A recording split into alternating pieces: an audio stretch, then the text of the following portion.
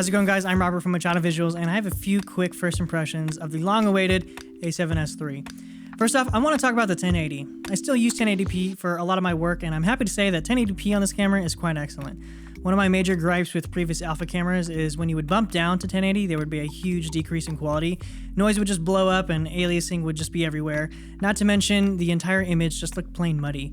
This is why I love the FS7 and FX9. Even when shooting in 1080p, the image still looks great and there's no noticeable loss in quality.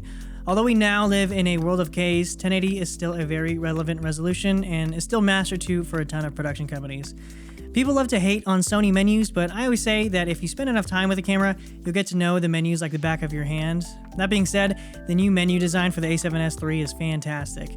When there's a specific setting I want to change, I'll think about what category that setting will live under and look at the side menu, and that setting is intuitively where it should be. Another welcome feature is the ability to customize file names. It seems to mirror the FX9's clip name format where you can designate a prefix and counter, but no option for updating roll numbers. I went over how to get around this in a recent video covering Hedge, so check it out if you haven't already. Everyone is raving over the flip-out screen, and I'm definitely one of them. It makes it extremely ergonomic just in terms of handling.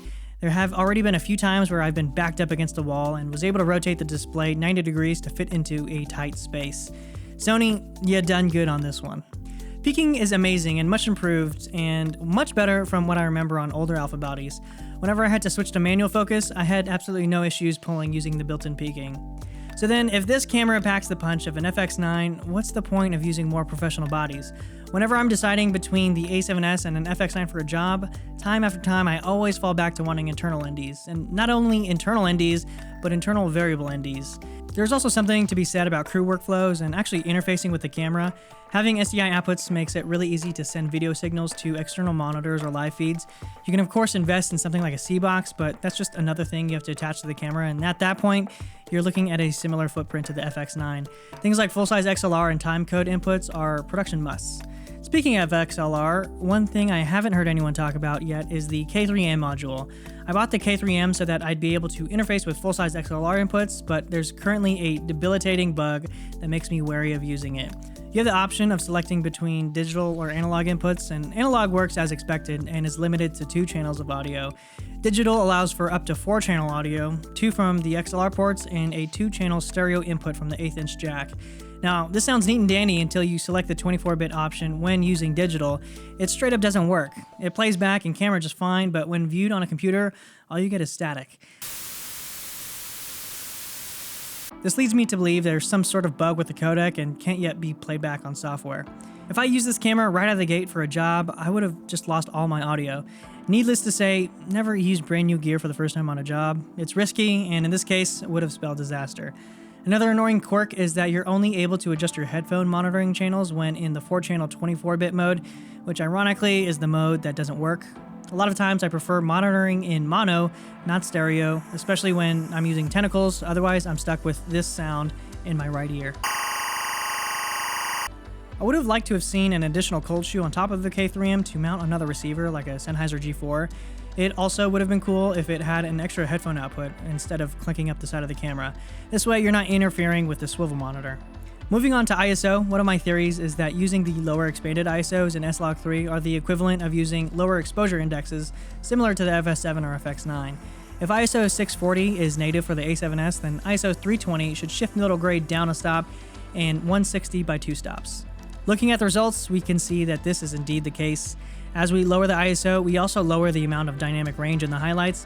This means that shooting ISO 320 increases dynamic range by 1 stop and produces a cleaner noise floor, but at the expense of your highlights.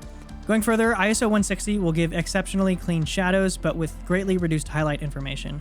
For more information on how this works, I did a previous video explaining how exposure indexes work on Sony cameras. This means that if you're shooting in an environment with a lot of highlights such as day exteriors or against windows, I'd refrain from going lower than ISO 640, otherwise you'll be throwing away a highlight information and start clipping really quickly. If anything, I would raise my ISO in brighter environments, and this seems pretty counterintuitive, but this is traditionally how ISO and exposure indexes work. If you're still confused, again, check out my other video. It's pretty cool that you're able to bake in exposure indexes like this, and I would love to see this on the FX9. Gerald has been claiming that there's a dual base ISO. I personally don't buy it. If there were two different circuits, the camera should allow us to shoot lower than the base ISO for a cleaner noise floor. This is pretty much standard practice with any camera featuring dual native ISO. If the pre-production models exhibited this at 16,000 ISO, Sony would have had to redesign an entirely new, different circuit rated at 12,800 into the sensor just before release, so it would make sense that the change in noise performance is purely software-based. I'm pretty confident that this is just where the noise reduction kicks in. You can see the sort of blotchy, muddy loss in detail. I'm no camera engineer, but I'd be hard-pressed to fit an entirely separate circuit in this small of a body. Gerald also suggests that you shouldn't be correcting log manually. It gets hard if you try to correct it manually, but don't do that. I disagree. I like grading from scratch because it allows me fine control over my image and knowing exactly where corrections are making adjustments. If you do end up choosing to use LUTs or color space transforms, there's a chance you might be throwing out information. If you're not applying the conversion at the correct position in your node tree, you run the risk of clipping information. Using LUTs or color space transform also won't do much for you if you decide to shoot using a lower exposure index, something I often do with S-Log. You can of course use LUT Calc or Resolve to generate custom LUTs with a 1 to 2 stop offset, but at that point, you might just be better off grading the footage yourself. A color space transform won't do much for you either, since Resolve is expecting an image captured at normal exposure to transform. It won't know what exposure index you captured your footage at. However, if you are inexperienced, I'd probably tend to agree with Gerald. LUTs and color space transforms are easiest when dealing with any log format. There isn't anything wrong with using LUTs or Rec. 709 conversions. They make it fast and easy to get to a great starting point. I just think they're vastly overused and too heavily relied upon to get good-looking imagery. The beautiful thing about knowing how to grade log manually is that when you traverse into different camera systems, you'll already have a general idea of how to approach your correction and grade, because it's shot in log. Moral of the story, don't be afraid of log. Log is your friend.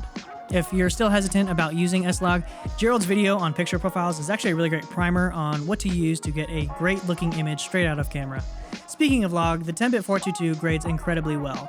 It grades so well that when I put it side by side to an FX9 shooting S-Log 3, a few quick adjustments yield a near perfect match.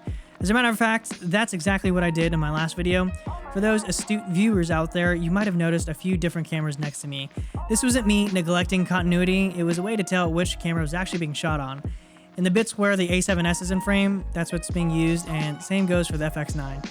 Since I didn't get any comments pointing this out, I'll assume you didn't notice. In my very unscientific observations, just looking at a calibrated monitor, I would guess that you're taking a hit of dynamic range in the shadows when compared to the FX9. It also looks like highlights bloom a little bit more sharply, which makes the gamma curve appear a little bit more contrasty. Both were set to similar settings, and since the FX9's base ISO is a third brighter than the A7S's 640, I closed down a third to compensate. If I had to complain about one thing regarding the A7S III, it'd be that there's no option to jam sync timecode.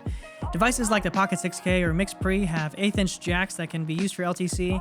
I really wish this would be implemented more in devices and cameras. Of course, this isn't as big of an issue since Tentacles record LTC to a track of audio anyway, but it would be great to have file-based timecode.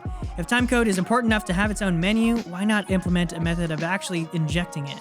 My guess is that this would make the camera too professional, since that's something usually only found on higher-end cameras. We'll see how well that holds up with the impending release of the FX6. My guess is that they'll leave out timecode again to justify the lower price point. I don't know what else they'll leave out, but I guess time will tell. Hopefully this video is helpful in some way. This camera really excites me.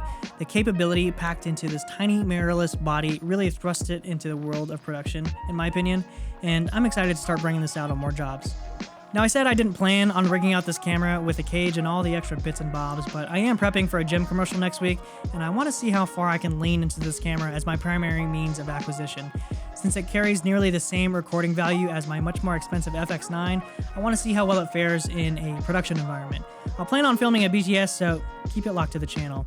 If you have any questions, obviously feel free to leave them in the comments below. Thanks for watching, and I'll see you in the next one.